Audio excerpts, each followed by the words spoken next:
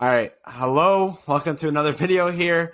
Don't know where you're watching this. Oh, that's Sneaky G-Man. I know who that is. Here we go. Here we go. Round 3, pick 81. Giants pick is coming up right now.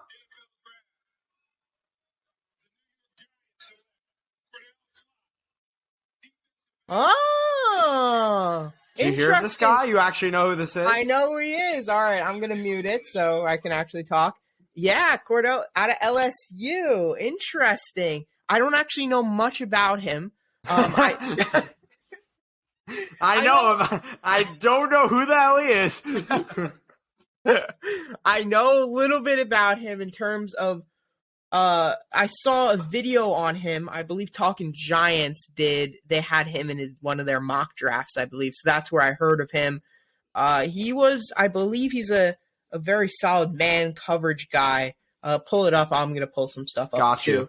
But 51, which is below average NFL Next Gen pick, 5.98 prospect grade, 6'1.5", raised 175 from LSU, like you said, a junior. Cousin of actually the former Tennessee wide receiver, Velus Jones Jr. Interesting. Or is that Velus Jones Jr.? Who's also hoping to be picked in the 2022 NFL draft, and I've heard his name before. The 3-star recruit played in 14 games with 1 start, as a true freshman, 15 tackles, 4 pass breakups for the national championship. Started all 10 games at nickel in 2020, so that's interesting. That's what he'll probably play for the Giants, right? You would think.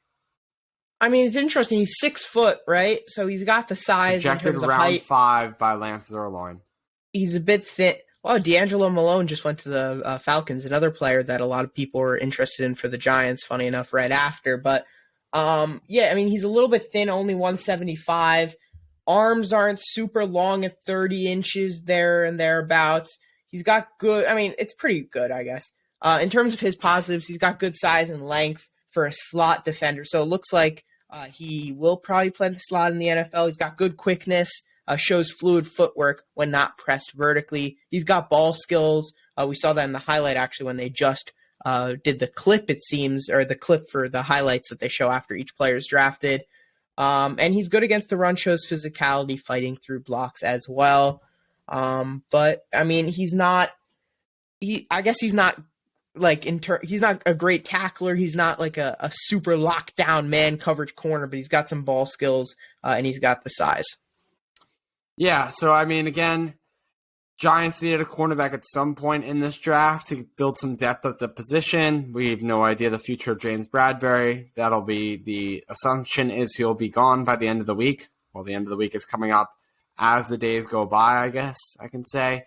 And for a guy who plays in the slot, that's probably where we're going to need him the most. So that'll be helpful. Played at LSU, so we played against big teams, with tough opponents, who also are probably trying to get picked here in this NFL draft. And honestly, that's my analysis for round 3, pick 81 by the New York Giants. Can't say more than that for a guy that I don't really know much about. But 2 things I do want to say about 2 players is that Nakobe Dean, Malik Willis, 2 players that are projected second rounders at this midpoint in the 3rd round are still, and I say it, still on the board. And when we're recording this. Crazy.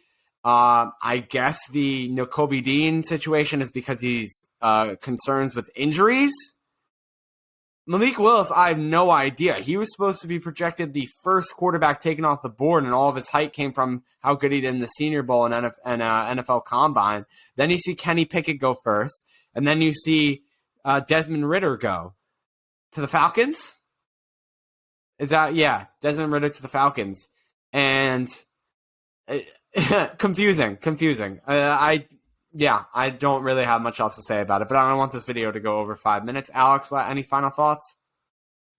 About the player, corner is definitely a position of need. We got Aaron Robinson and Darnay Holmes as those 2 slot guys, but Aaron Robinson's been taking reps so far with the new coaching staff on the outside. Right. So another guy that you can possibly throw in the mix. You can never have too many corners, as Dave Gettleman once said. So I think it's important that we brought one in. More of a 4th, 5th round guy that we took here in the 3rd. It seems like we've reached on a lot of players here on day 2 for sure. But obviously everyone's board's different, and hopefully all these guys work out. Subscribe, drop a like. It's 10:30. I gotta go to bed. We'll see you next time for another video here on the Giants Inc. YouTube channel. Peace.